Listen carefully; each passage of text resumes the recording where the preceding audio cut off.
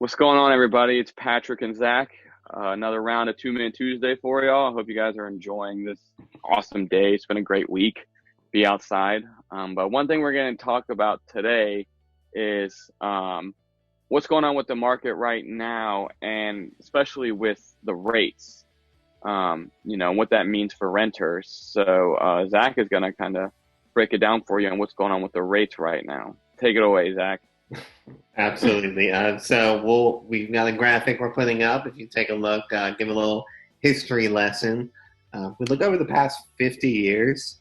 Rates are crazy low. You go back to the 70s, you're just under 9%. 80s, you bump up to about 12.7%, and it falls a little bit in the proceeding decades, but today we're sitting at about 3.25 on average. We have seen a couple that are under 3. Now, we're not going to promise that's the norm, but there's certain programs and with certain criteria, people are getting under 3% interest rates, so that's just an awesome thing. You can take advantage of these historically low rates, and Patrick will tell you a little bit about what these low rates do for you, what they mean, and how your money works with. So a lot of people ask, a lot of people are like, okay, the rates are low, so what does that mean? So what that means is that your money, your purchasing power is worth more. That $100,000 or $300,000 that you're going to spend on buying a home, at what the rates being at 4%, now that they're at closer to 3%, means that your money can buy you more. A lot of renters think that they can't buy a house, and in essence, I'll put this chart up, and this chart just shows you, if your rent was anywhere between $500 to $1,600.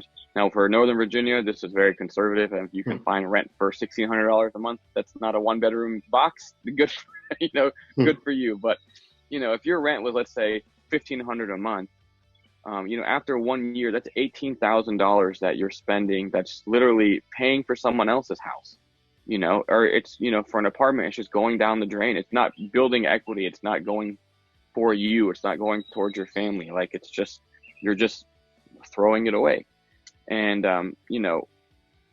it's now is the time as a renter to have that conversation with, someone, a lender, a realtor, who can guide you and show you the information that you need on how you can buy a house.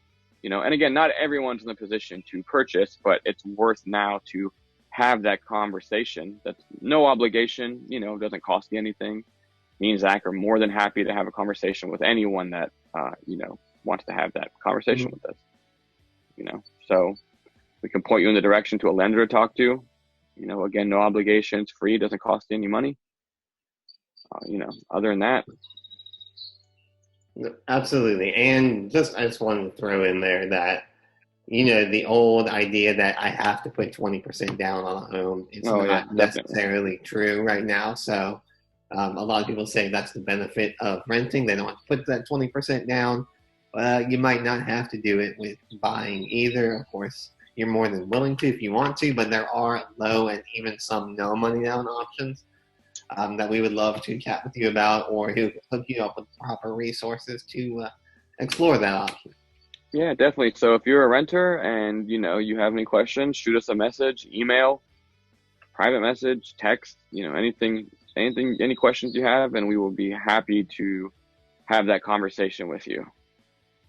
But other than that, hope you guys enjoy the rest of the week. Have a great week. I hope the weather stays nice like this. We'll see you next Tuesday. All right. Take care, guys. All right. See you. Bye.